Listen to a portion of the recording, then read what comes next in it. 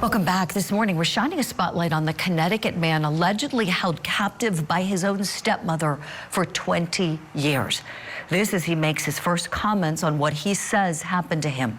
The 32-year-old man who weighed only 68 pounds was rescued from his stepmother's home in February. This after reportedly setting a house fire so that he could be saved. Here's his stepmother on body camera at the scene of the fire. Who's in the house? Who else is in here? My stepson is in here. How many other people? Help him out. Listen, That's it. I have 2 cats. Everybody's out? Yes. But your stepson's still inside? Yeah, he's right here. Okay, yes. come out. Come down the road. Come on, come on. Her stepson made his first public comments via Facebook saying, quote, "Please call me S.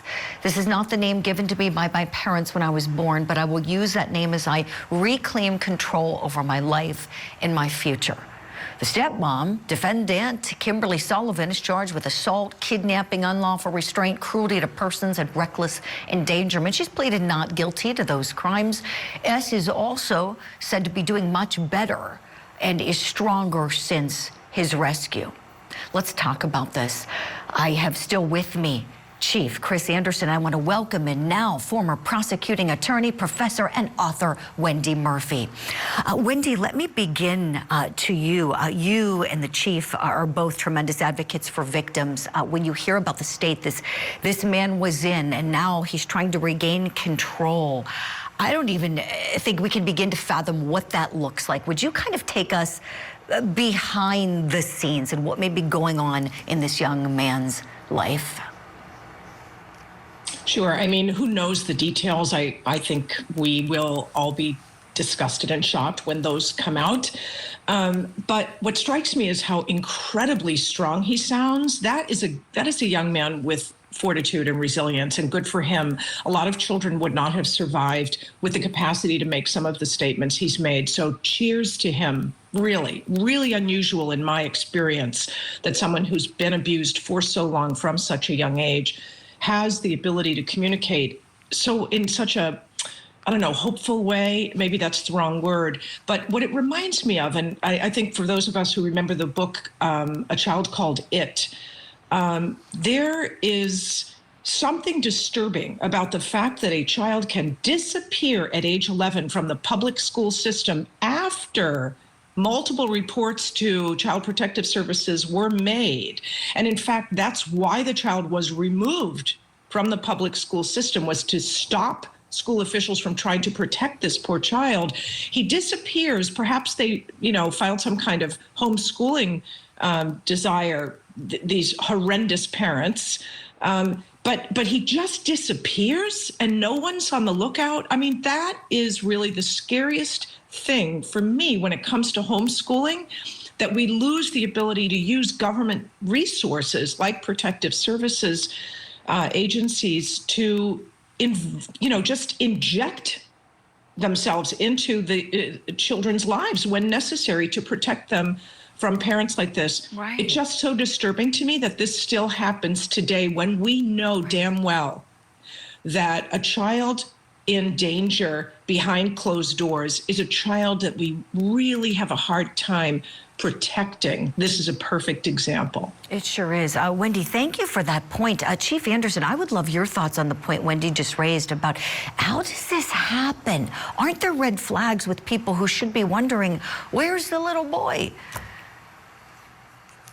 Yes, and Wendy is exactly right. That there should be people advocating for him, and we should be using all of the powers that be in order to find this child. But usually in cases such as this, the biggest advocates are family members, and what these people do are they start to isolate their children or that person from those family members.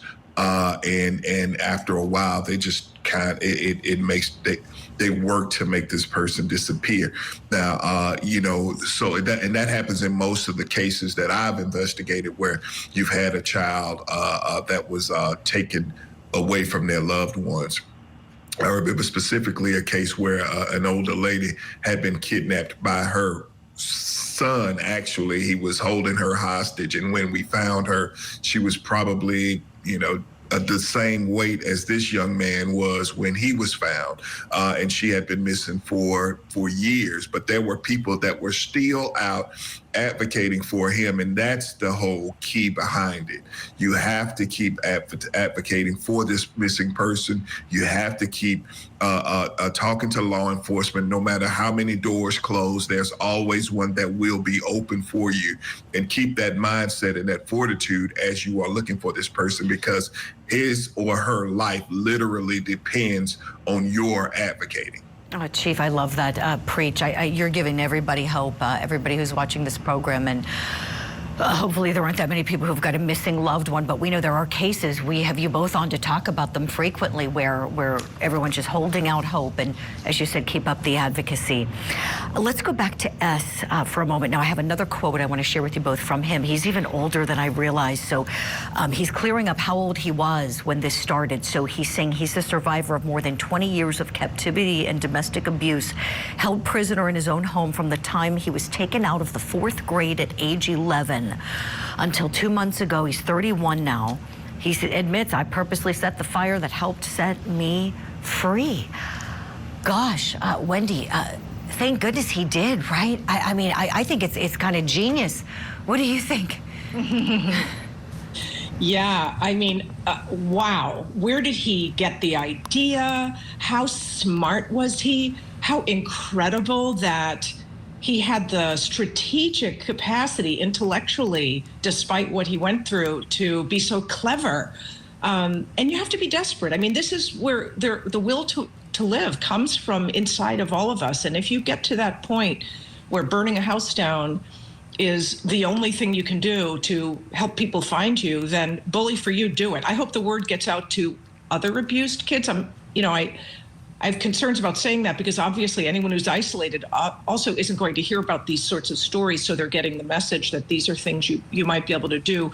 Arson is about as desperate as a child can get, but I say give kids whatever tools they need to get what they need, to get them away from abusive parents in a context where the people who are supposed to be protecting them are the bad guys, and there's no way for police to get inside to help, or protective services or neighbors or anybody. So I just want to say one quick thing, Julie, if you don't mind. One thing that irritated me about the recent news story for this poor kid is that there's a GoFundMe account, which is great. Give him all the money and then some. He deserves a wonderful support system, no exceptions. But there's a request in there for money for legal fees. Now, on Court TV, I just want to be the first one to say, any lawyer who would charge this kid money at this point, shame on you. Do it for free. This is exactly why lawyers do pro bono work. Yes. Do it for free. Don't you dare take money from that GoFundMe account. Shame on you, whoever that lawyer is, begging for money from his GoFund. No, stop it. You're right, Wendy. And as you know, lawyers are encouraged to do so much pro bono work every year. A great point. This quickly, I just have to make 2 points. The attorney representing Ms. Sullivan is saying that the statements by S are filled with, quote, half lies and distorted facts. And while thank goodness everybody got out of this house alive, certainly we would never recommend arson or such a thing. This young man is just very lucky that this was able to be the thing that got law enforcement to rescue him. So fortunately, it worked out for him. We have to leave it there for now.